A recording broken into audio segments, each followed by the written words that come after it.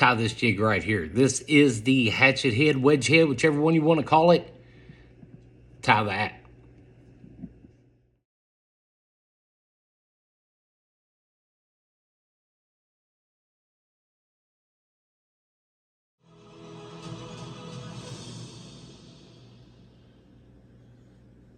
There it is, folks. The hatchet head, wedge head.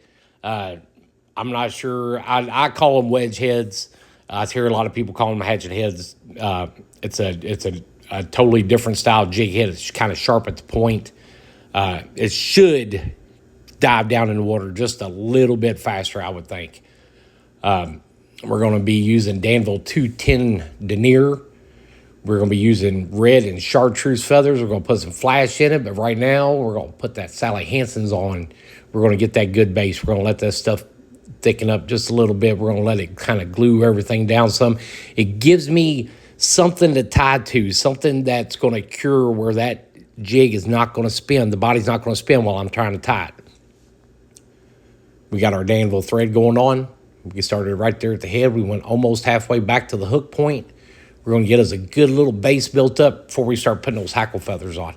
That is a cool looking jig head. It is painted with a white base, candy yellow top, and a candy red bottom. It really stands out. I really like the way that popped. I'm starting to get to where I love using the white base and then sprinkling paint on over top of it. If you would like me to, I'll do a video on how I create that jig head. Just let me know in the comments. Let me know in the comments anything else you need to know about the painting process. We got two hackle feathers on. We got a red one and a chartreuse one. We laid that right down the middle of the hook shank, right on the bottom side of it. We're going to rotate it a little bit. This is where the peak rotary vise comes in. This is where the peak rotary vise stands out. We're going to rotate that jig over just a little bit, and we're going to lay two more hackle feathers on this side. Same way, a red one and a chartreuse one. We're going to use the tips of those feathers. We're going to cut them to where they're the length of the hook plus another length of the hook. You get used to it over time on how much feather you need to tie. Be careful right there. See, I missed that green one. We'll go back and tie it in. Yeah, feather's kind of rounded a little bit. I don't really care for it, but this far in it, we're just going to go ahead and keep it. So we're going to rotate the jig the other way, and we're going to put two more feathers in. A red one, chartreuse one, and then we're going to put our flash on, and then we're going to get that UV resin coat out. So let's trim those feathers down. Do y'all have a way you measure your hackle feathers? Do you actually use a tape measure, or have you gotten to where you can feel it? Let me know that in the comment too. Let me know if you got a special way that you cut your feathers or how you do it. So we're going to wrap those feathers on. Pull them down nice and tight right there. That's where your tight wraps come in, when you're heading back up toward the head. That's when you want to get tight with it. Pull that thread down tight, make it, you can see when I'm tying, when I'm putting the pressure in it, you can see that jig head starting to lean down. There's our flash we're going to put in it. I found this in a box that I had someone had given me. This is called Northern Flash, bluegill color. It's an old place I got it from. I've never heard of them. FlyTiresDungeon.com. Check them out. They might still be around. Jig heads came from Jay Terry. I got to thank him for them. They're very neat. They're very clean. He's the only one I know pretty local that does the wedge heads. Usually, you know me, I get all my jig heads from Jason Brummel, but these came from Jay Terry. Look him up on Facebook. He'd be more than happy to make you some of them. But there we go. You know, we pulled that tight and we got it completely done. And the simple part and the best thing about this jig head, I don't have to put eyes in it. I'm still going to UV resin coat it, but I'm not sticking no eyes in it. Go and get that whip finish out. Check out my whip finish video. If you're having a hard time using that tool, just scroll back a couple videos, you'll find that. It's a simple tool, but it's kind of complicated the first time you use it. If you need help with it, go back, check that video out. Got any problems with that whip finish tool, send me a message, let me know. Here we go. My favorite part, getting the UV resin out. Got a big old glob going on both sides right there.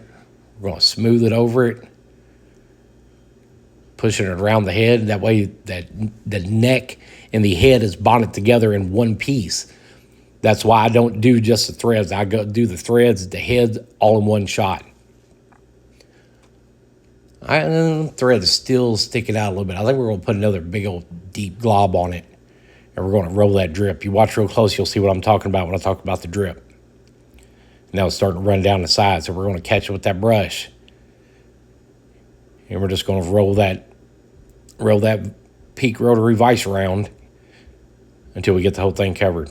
Coat it, brushed on, trying not to get it in the eye. It happens, but try not to. We're going to get that UV light out. We're going to give it a quick little setup, not a cure. I don't cure them with the flashlight. I just set them up with it. We're going to hold it on there for a few seconds. We're going to put it over in a box, and I'm excited about using these. I've never used the hatchet head, wedge head, but I am excited to have this in my box. I'm pretty curious on how much better the performance with that sharp head is going to be, how it comes through the water a little bit faster. There it is, guys. I've got no name for this jig. If you go back to my YouTube shorts, I'm giving away 3 of these. If you go to my YouTube short video and you name this jig, this will be yours. 3 of them will be. That's it. I'm done. Let me know what you think. Should I add something different? Did I add too much? Is it an overkill? Do you like the wedge heads? Do they show up good on live scope? Do they fish better? I'm really not sure. I don't fish them, but I'm going to. Thanks for watching, guys. Don't forget, like, share, subscribe, hit that thumbs up. Go to my YouTube shorts and watch for this video. Name it on that video, and I will get you 3 of them in the mail. Appreciate y'all watching. There it is in all of its beauty and glory. Like, share, subscribe. Thanks for watching, folks.